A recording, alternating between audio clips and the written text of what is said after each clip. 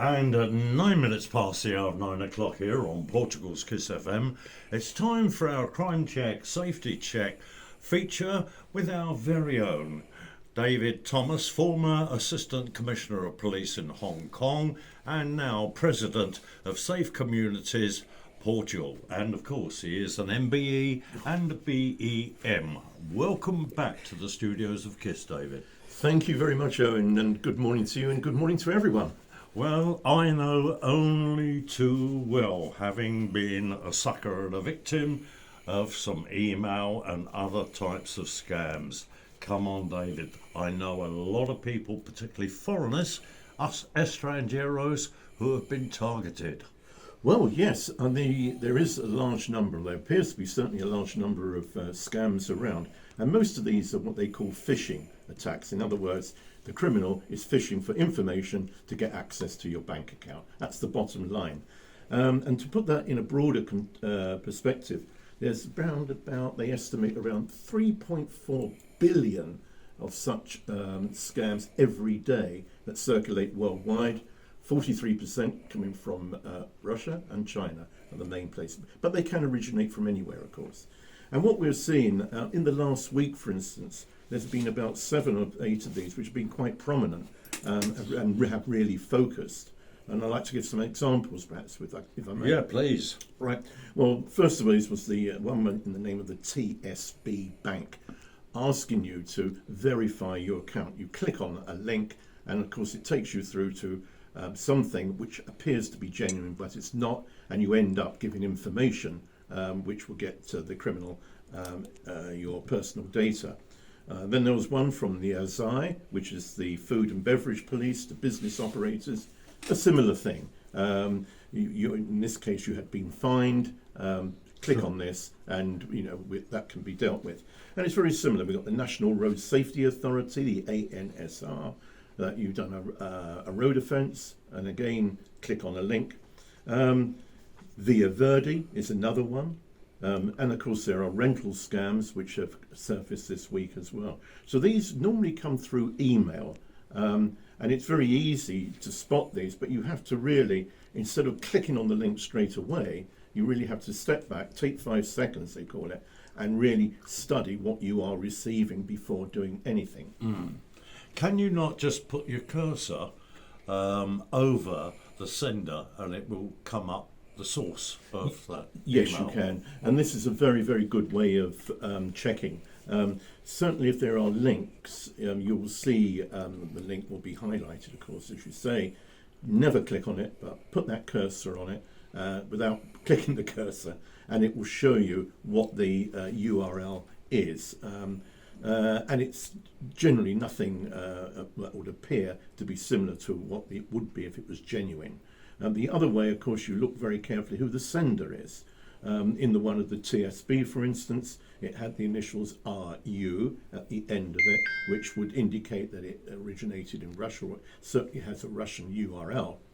And of course, you would never get anything from any banking organisation which would be relevant to that. So there are ways, but you just really need to study. It's impulsive. Many people have just click straight away, and it's like, maybe you're going to get a big gift or something like that. Yeah, when everybody's in a rush. And I think the general rule is, and unfortunately sometimes don't practice what I preach, you really just have to, if in doubt, just delete it.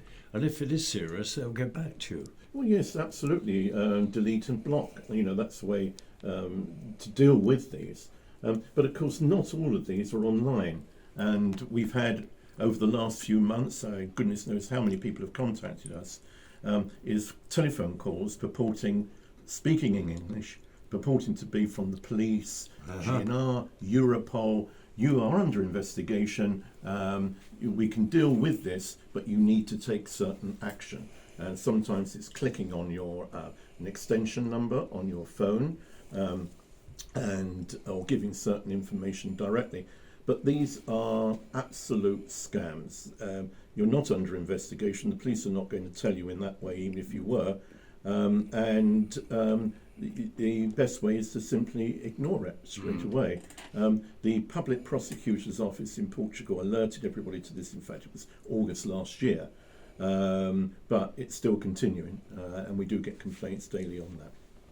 Okie doke. Well, there we are. If in doubt, check it out. And at least you can always phone your local police station and ask them, what do they know? They know, and there are, I believe, investigations ongoing into Yeah. this, but it's good to report it because these things do come with a telephone number, and if you've got a record of the telephone number, then that helps. Of course, they can change these things very quickly. Yeah. Now, we've enjoyed a potpourri of weather. Yeah. Much needed rain, strong winds, a bit of sunshine that we got this morning. Of course, the sun's shining now. We've driven through the rain all the way from Lagos, but never mind. So, what's happening? Not so much down here in the south, but up in the north. I'm glad you mentioned that last bit. Yes, I mean we've had a little, sunny Algarve, but of course we've had some rain as well, and also a lot of wind. But what is notable is that this is, we believe, the first time that a red warning has ever been issued by the IPMA weather forecasting organisation for snow in Portugal. That's the first time, and red is the maximum warning level. And of course, as we haven't seen a lot of snow in the north. Above 1,000 metres in particular, up to 40 centimetres, even 1 metre apparently in some places, which is an incredible amount. What is particularly interesting, however, it hasn't been particularly cold. And in the last week, the lowest temperature in Portugal has been -2. Now you go back to 1954, and in fact in the Algarve, it went down to -16, and there was a metre of snow in Salbrage. It was terrible winter here, and the temperature was much, much colder. So we haven't got to that sort of situation yet. But over the last couple of days, there's been over 600 occurrences, what they call it. Many of these have been falling trees, a little bit of flooding, and that sort of thing, collapse of structures. But from that, as far as I understand, there have been no reported injuries. So I think people have taken heed of the warnings that have been given. There have been many, many warnings. Yesterday, however, in Santrem, there was a suspected tornado which did knock down telegraph poles, trees, damaged several houses. So we do get those extreme weather events, as they call them. But if people are aware of the warnings and read the warnings, then you'll be alert to that and you can prepare accordingly. And that's particularly important. Because we can't stop the wind, we can't stop the snow, No. but we can certainly reduce the impact. And I think now the weather is easing a little bit, but if you are travelling to the north, then take particular care. And it's important to plan ahead, drive carefully, ensure that if you're on a long journey, that you've got plenty of fuel, you've got supplies in the car, particularly if you've got children with you and things like that. You've got to be particularly careful. That in Spain yesterday, in fact, a Portuguese family got stranded in their car for 3 hours. They went up using GPS. It took them down a road which they couldn't turn around. And basically, they were in a very, very difficult situation. And luckily, the emergency services saved them but couldn't recover the car. It couldn't be turned around. So these are the things that can happen. So be prepared, particularly if you're using an electric vehicle as well. Make quite sure the battery is fully charged. Make quite sure there are charging stations on your route in case you get delayed. So these are some of the tips in those sort of circumstances. Well, that's all good stuff. Obviously, we've exceeded our time, as we always do on the show. David, thank you so much. It's good to see you after, well, over 4 months.